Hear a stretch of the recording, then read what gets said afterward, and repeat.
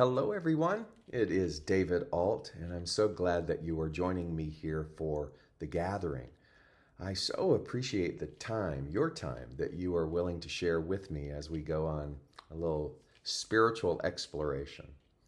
I wanted to begin today with examining a word, and that word is declaration. So, if you are an American, you're probably very familiar with and automatically go to, in terms of association with that word, the Declaration of Independence. So it's interesting to pause for a moment and go, what does that title or phrase mean?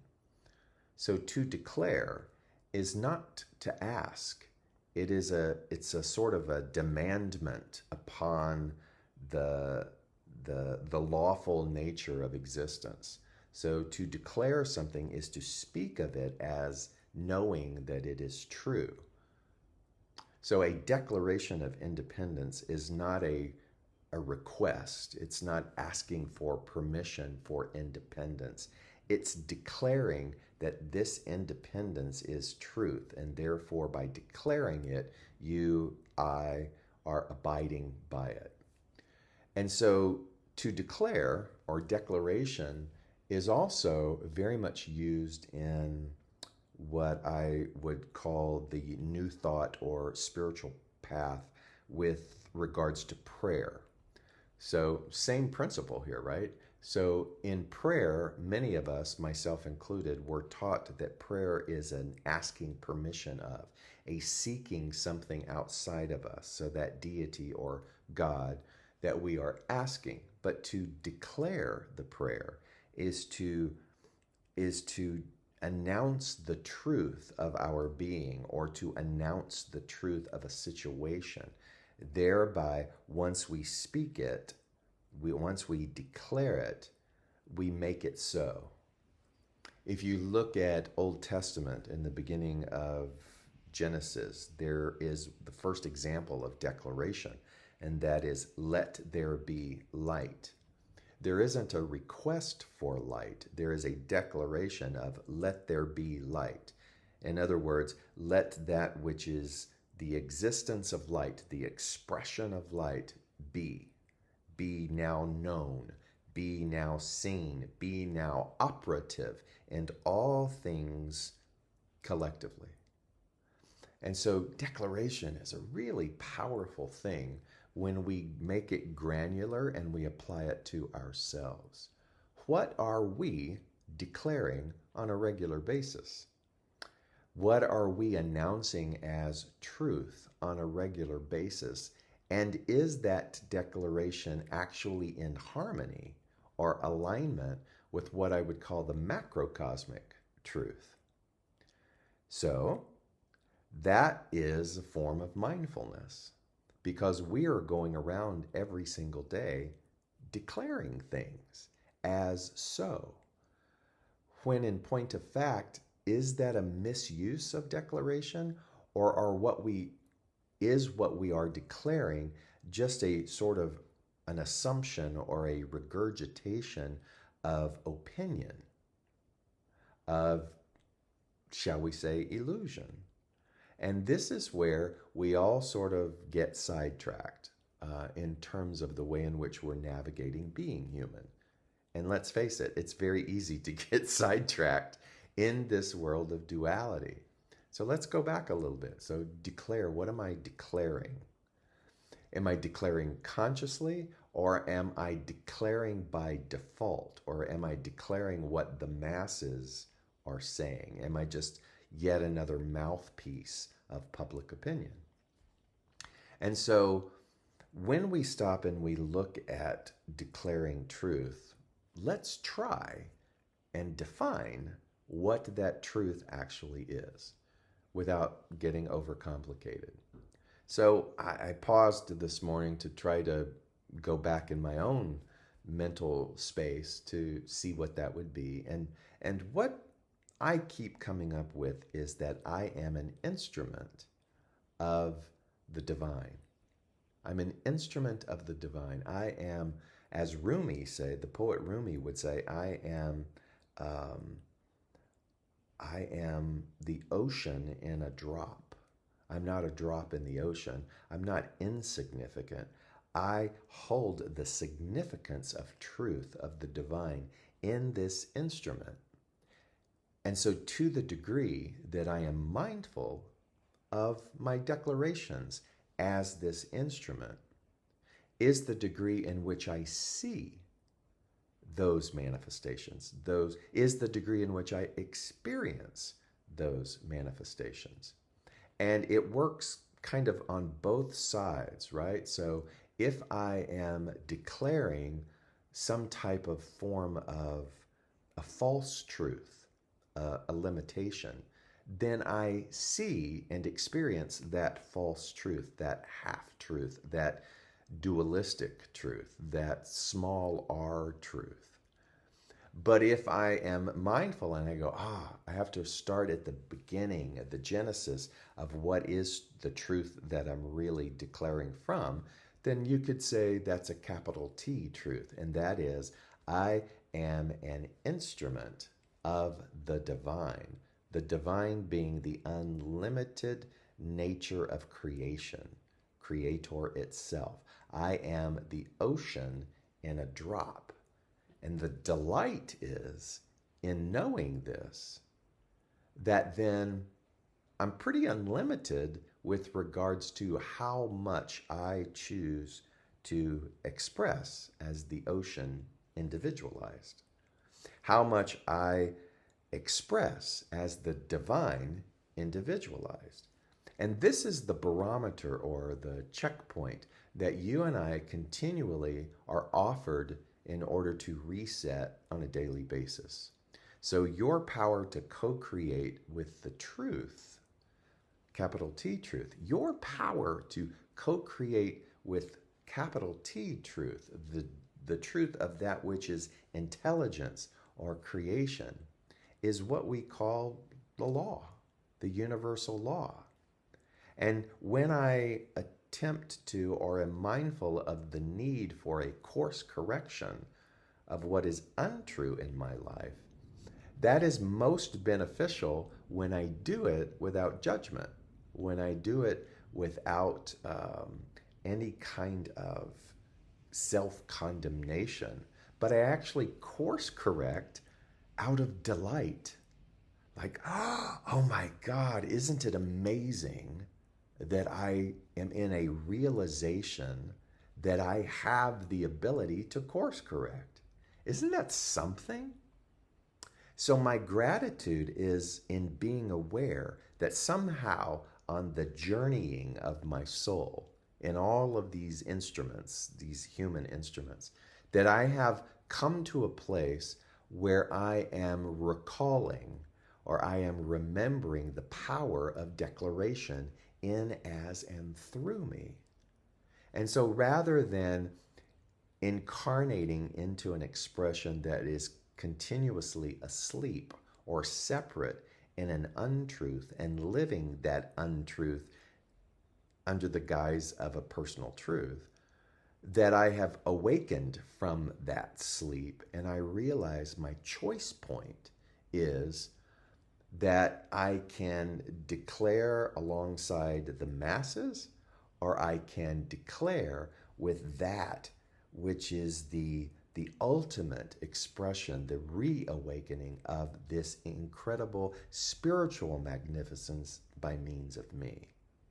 And so then when I do that, every single time that I declare from the capital T truth of my infinite nature, then that's what is meant by the truth sets me free. That truth sets me free. I can only experience being set free when I am co-creating with that kind of truth. That beginning part, I believe, is a little bit worthy of some replay because it's a little like a linear equation.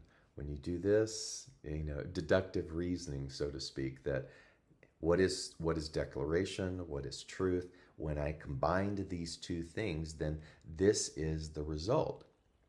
And so loving again that that first declaration that we are made aware of, let there be light. I like to think of that not as light being something that is completely ambiguous or unformed outside of me, but it's also like a declaration of let there be this. Because what am I? I am the light of this world. You are the light of this world. The first declaration was the declaring of me, of you, the light that is me. I'm not some insignificant little sideline player. I am the birth of the first declaration. Let there be light is an announcement of let there be this instrument of the divine. And so when we say then, or when we read, you are the light of the world, I am the light of the world, when we sing lyrics like that, it's pretty mind-blowing when you realize that that is a reflection of the first declaration that we are known to we are given as the known in terms of written text, right? And so let there be light is let there be you.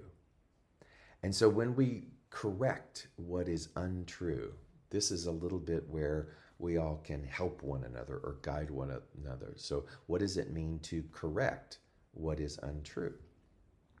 Well, one of the ways that we look at the litany of untruths that we participate in on a daily basis is to begin to look at the assumptions, the mass unconscious mob mentality assumptions that we live by. And I love the term assumptions audit. I first heard that from a friend named Stacy who works with corporations. And one of the things that she does in her work with them is something called an assumptions audit. And she sits down with the heads of the leaders of this organization, and she asks them to just point blank tell her all of the things that the corporation abides by, all of the rules. And so, for example, one assumption audit might be that in the summer there is a slump because sales go down, people leave. And she points out to them that to say that then the summer is slow is an assumption. It's an assumption, quote, quote, yes, that this organization might agree is a fact, but that fact is based in a small t truth. And so the danger of an assumption is that then you build an organization around this idea that the summer is slow, that people are gone. And so you are building something, it's like building a house on sand. You are building something on an assumption rather than looking at how do you modify, change, uplift, or examine the infinite possibilities around how the organization can thrive during summer. Do you see what I mean? And so there's a lot of pushback to that because we're walking around very locked and very much hand in hand with a boatload of assumptions. Even you and I individually do that. That's why I think an assumptions audit individually is a grand idea. What are the things that I walk around and I assume are true that I never question or use my declarative infinite nature to course correct? So if it has to do around my age, if it has to do around my economic background, if it has to do with my level of education, if it has to do with my track record or my previous history with relationships and intimacy, if it has to do with my particular brand of expression and creativity. And I'm walking around just living by this handed down list of assumptions that those before me have abided by, then I'm I'm I'm still co-creating with truth, but I'm co-creating with truth from a very finite, minimalistic box of possibility. And when I can begin to look at all of the assumptions that I live by as a human, that, once I reach a particular age, I am disposable or irrelevant, or people like me never catch a break, or people who are drawn to a field of creativity like me don't make a lot of money, or in my world, the summer business is slow, and so I have to hustle and do something else. Um, People with this particular diagnosis never get past this particular point. Um, my body type. I mean, you start to see if you sat down and just practice writing down all of the adopted assumptions, like we did an audit of all of the assumptions that we have crafted a life around. Oh my God, we would realize and be kind of dumbstruck at the limited nature that we have brought to the altar of the unlimited. So I want you to practice that this week. I want you to think about, ooh, it's time. It's time for an assumptions audit. It's time for me to question the things that I just kind of defaultly live by, and begin to play around with the fact that that declaration, to declare, is a way in which you and I go back to what is the beginning truth, the capital T truth, is that what I am, what you are, is an instrument of the divine, a vessel of the divine. I am the ocean in a drop. But if I'm walking around assuming, even in my oceanness, that I am nothing but this meager thing, limited by something, then that operation can only be met. The external can only meet me in my internal. And so I'm just here to remind you. I'm here to remind you of the enormity of your magnificence. And here's another thing that I'll leave you with. Whether you and I do it or not, um, in the grand quantum spectrum of everything, one could argue, yeah, it doesn't matter because we just are all going to win anyway. We're going to dissolve back into the nothingness because we are one. We are this organism of life itself. But hey, while you're on the journey, the soul's journey of that, while you are in human form, with all of its trappings and all of its variables and all of its limitations, why not ride the wave of the human experience with inspiration by modeling the infinite nature as us, by assisting and helping others to reawaken to their magnificence, by reminding one another, hey, you are a vessel of the infinite. You are a vessel of the divine. You are an instrument here purposefully to express that infinite nature to the degree that you are willing to own it for yourself. I hope you can hear that. I hope that there's something in that that spurs a little bit of renewal and excitement in you. Let's sit down and have an assumptions audit. What do you mean that at this age things are over with? Pfft, nothing's over. It continues. What do you mean irrelevant? Pfft, relevancy is just a mindset. What do you mean that I can't, or this is impossible, or there is not enough. It's in those situations you turn to the experience, the feeling of irrelevancy, the experience and the feeling of lack, the experience and the feeling of unworthiness. You turn to those things and then you declare. You declare at that thought that you are an instrument of the divine. And begin to watch then as that correction of what is untrue in your life without judgment begins to slowly dissipate like a fog. And what is left to be seen and to be experienced is a clarity of infinite possibility. Let's do that for one another. God bless.